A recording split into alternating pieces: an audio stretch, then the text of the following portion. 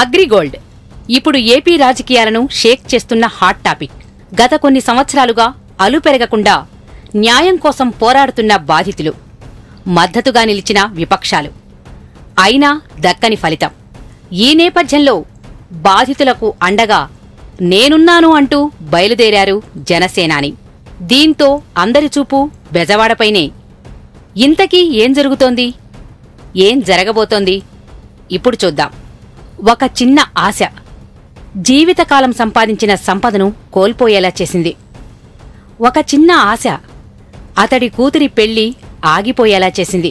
ఒక చిన్న ఆశ ఆ కుటుంబాన్ని నడివీధిలోకి తీసుకువచ్చింది.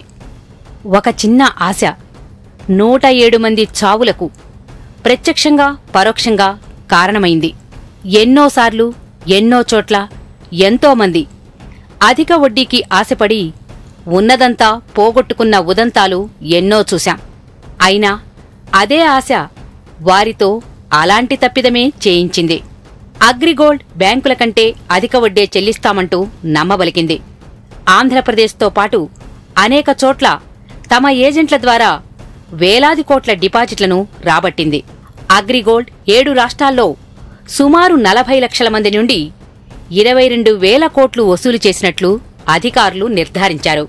అయితే డిపాజిట్లకు సంబంధించి గడువు తీరినప్పటికీ తమకు డబ్బులు ఇవ్వటం లేదని పలువురు ఏజెంట్లు, బాధితులు రాష్ట్రవ్యాప్తంగా ఫిర్యాదులు చేశారు.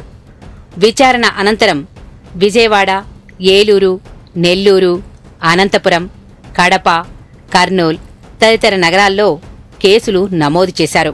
బాధితులు హైకోర్టును ఆశ్రయించటంతో అగ్రిగోల్డ్ ఆస్తులు అమ్మి వారి బకాయిలు చెల్లించాలని హైకోర్టు ఆదేశించి ఆస్తుల అమ్మకానికి న్యాయవాదులను నియమించింది. అమ్మకంలో జాప్యం జరగటంతో హైకోర్టు వారిపై ఆగ్రహం వ్యక్తం చేసింది. దీంతో ఏపీసీఐడీ అధికారులు స్పందించారు. అగ్రిగోల్డ్ యాజమాన్యం దేశవ్యాప్తంగా 32,02 లక్షల మంది డిపాజిటర్లను 6,380.48 కోట్ల మేర మోసం చేసిందని ఏపీసీఐడీ అధికారులు ఉమ్మడి హైకోర్టుకు నివేదించారు. ఆంధ్రప్రదేశ్లో 19.52 లక్షల మందిని 3,966 కోట్ల మేర మోసం చేసిందని తెలిపారు. ఇటీవల 5 దశల్లో ఆస్తులను జప్తు చేశామని, వాటి మార్కెట్ విలువ 2,500 కోట్లు ఉంటుందని వివరించారు. దర్యాప్తులో భాగంగా అగ్రిగోల్డ్ యాజమాన్యానికి చెందిన హార్డ్ డిస్క్ సీడీలను స్వాధీనం చేసుకున్నామని తెలిపారు. అయినా బాధితులకు న్యాయం జరగటం లేదు. ప్రధాన ప్రతిపక్షం బాధితులకు అండగా ఉండాల్సింది పోయి కేవలం పొలిటికల్ మైలేజ్ కోసమే దీన్ని వాడుకుంటున్నారు. దీంతో బాధితులు జనసేనాని కలిశారు. తాము ఎలా నష్టపోయింది, ఏ రకంగా పోరాడుతున్నది వివరించారు. అగ్రిగోల్డ్ను నమ్మి మోసపోవడంతో ఆత్మహత్యలు చేసుకున్న వారి వివరాలు అందించారు.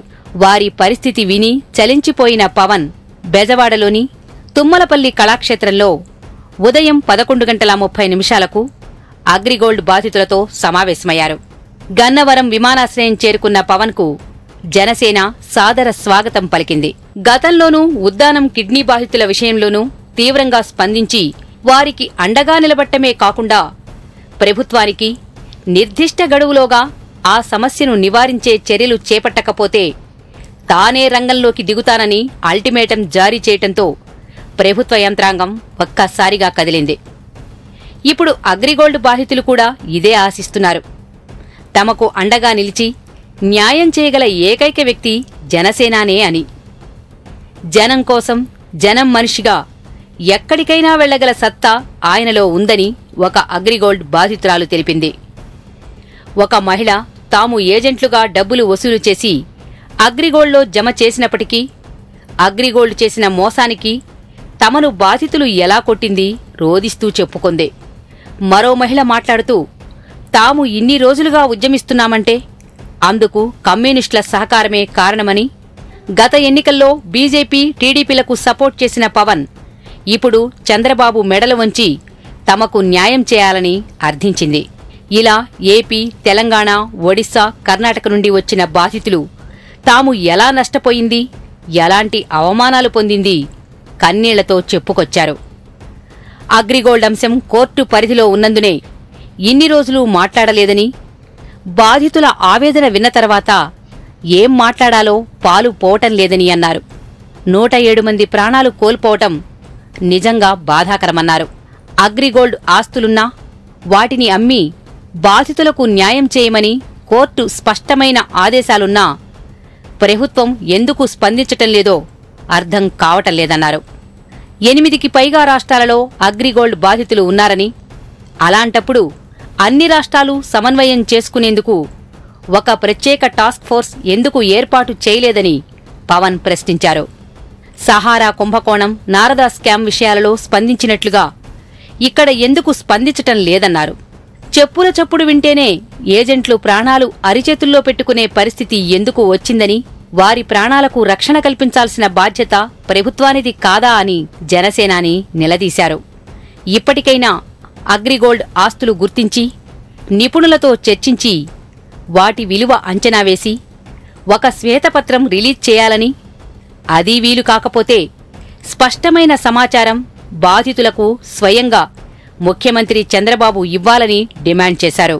అగ్రిగోల్డ్ ఆస్తులు ప్రభుత్వానికి చెందాలే కాని ప్రభుత్వ పెద్దలెవరైనా తక్కువ మొత్తానికి కాజేయాలని చూస్తే తాను రంగంలోకి దిగుతానని పవన్ హెచ్చరించారు. తాను పెద్దలతో మాట్లాడి అగ్రిగోల్డ్ బాధితుల విషయంలో ముందుకు సాగుతానని హామీ ఇచ్చారు. ఎవరికీ అన్యాయం జరగనీయనన్నారు జనసేనాని.